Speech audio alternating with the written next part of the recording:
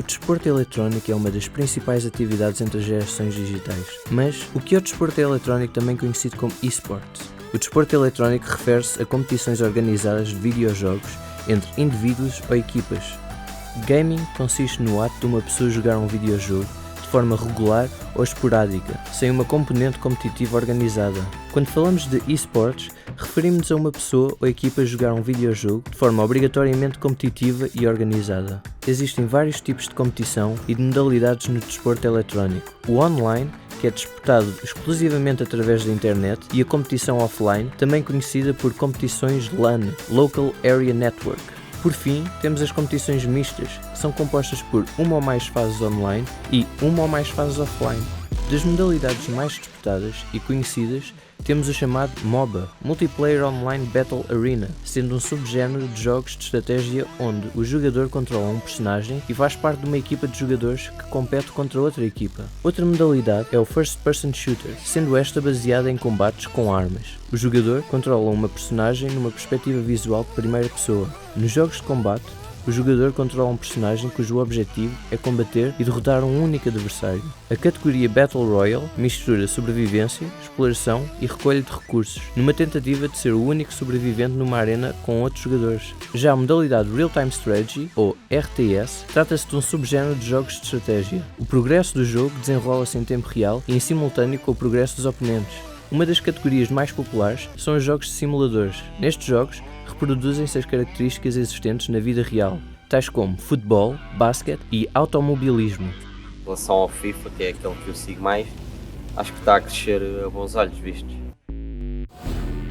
Vicente Paes é um streamer jogador semi-profissional de Rocket League, que vive em Lisboa, Cascais. Começou a jogar Rocket League por lazer, mas depois apercebeu-se que tinha talento. Começou a praticar e a jogar em torneios para melhorar a sua técnica, e agora faz parte de uma equipa de Rocket League, Panther Esports.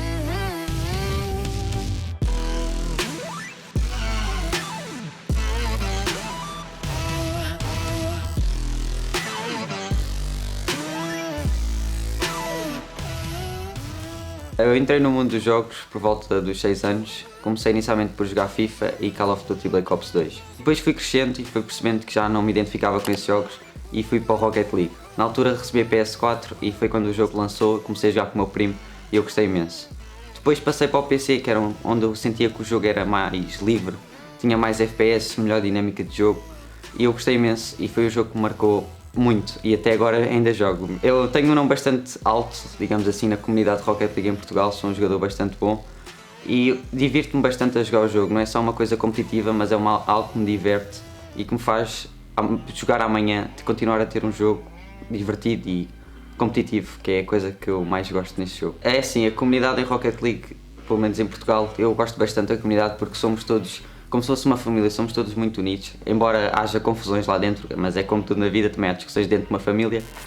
No começo dos videojogos, os gráficos 8-bit e 16-bit era a norma, com uma jogabilidade modesta, como os conhecidos jogos de plataforma ou ping-pong. Utilizavam bandas sonoras simples por conta da tecnologia da época, onde era impossível reproduzir muitos sons ao mesmo tempo. Como curiosidade, hoje em dia existe um género de música chamada chiptune, que reproduz a qualidade musical que os jogos antigos tinham. Esse tipo de qualidade não era o suficiente para acarretar a atenção global, o que hoje em dia é completamente diferente. Jogos com gráficos fotorrealistas e orquestras com banda sonora são a norma, onde a jogabilidade envolve vários comandos e botões numa dimensão 3D, diferente do 2D do começo. Isso não só destacou a evolução tecnológica e artística do gaming, como também chamou maior atenção para os eSports. Embora existam profissionais de eSports, não é fácil chegar a este nível. Existem muitos passos a dar até chegar a este patamar e nem todos conseguem sobreviver exclusivamente desta atividade.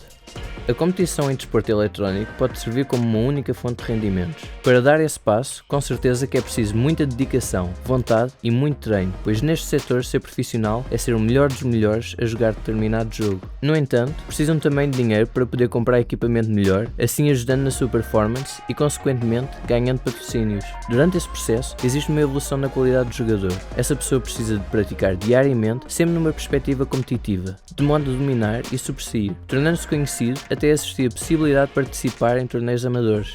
Só depois destas fases é que eventualmente poderá ser contactado para integrar uma equipa profissional.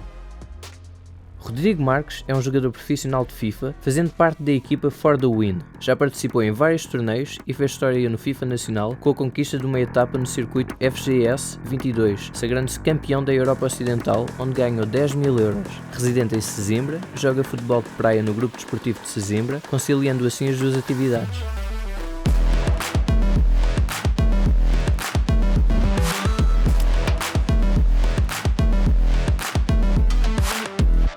O FIFA é um jogo que eu me interessei logo desde pequenino, porque desde pequenino que o meu pai sempre jogava a bola também. Um dos meus primeiros presentes, digamos assim, foi uma bola de futebol. Futebol sempre esteve ligado na minha vida, é uma coisa que eu até pratico desde pequenino, mesmo federado. E o FIFA também vem um bocadinho daí, é o gosto pelo futebol.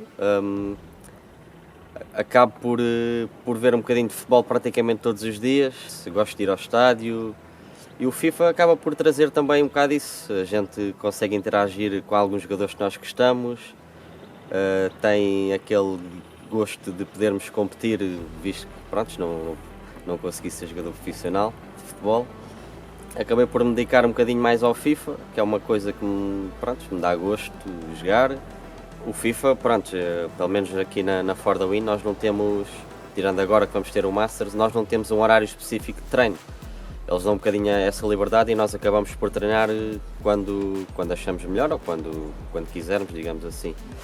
Portanto, o futebol acaba por ter os seus horários, das 7 às 9, das 8 às 10, como for. Depois, quando for jogar outra vez, já estou mais motivado, porque já não estou a pensar naquilo, já tive o meu tempo para me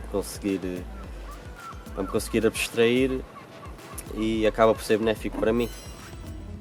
Os videojogos começaram a ser populares na década de 70, a época dos jogos de arcade. Foi em outubro de 1972 que decorreu o primeiro esportes da humanidade. O jogo em competição foi o Space War. Mas onde realmente os esportes na sua vertente competitiva começaram foi entre 1998 e 2002, onde se começaram a formar equipas profissionais já com direito a prémios monetários. A história do desporto eletrónico em Portugal acompanhou as tendências internacionais e no final da década de 90 já existiam algumas competições locais, essencialmente organizadas por elementos da comunidade, em ambientes universitários, escolas secundárias ou em grupos de amigos. Nas décadas de 2000 a 2010 e 2010 a 2020, o desporto eletrónico tem sofrido uma evolução exponencial com o aparecimento de inúmeros atletas, clubes, treinadores, organizadores de eventos, mídias especializados, várias comunidades entusiastas e várias competições e eventos de dimensões nacionais e internacionais. Os esportes estão a acabar por ter um crescimento natural. Às vezes há certos tipos de jogos que não têm a visibilidade que devia ter, ou não têm se calhar também a partilha que devia ter. Acho que podia ser uma coisa um bocadinho mais elaborada para trazer mais público ainda. Falando da comunidade, podia haver mais torneios em Portugal, isso é certo, porque não há um investidor certo que invista para haver um maior crescimento na comunidade. Ou seja, são pequenas associações que por vezes organizam pequenos torneios que não dá assim para o Rocket League ter tanta visibilidade em Portugal. Eu sempre sonhei ser um jogador profissional, de qualquer jogo. Só que para ser um jogador profissional tens de dedicar a 100% e deixar a maior parte das coisas de lado. E eu sinto que nesta altura não consigo fazer isso porque, com os estudos, com o futebol, isso ocupa bastante tempo e não consigo deixar de lado essas coisas para me tornar profissional.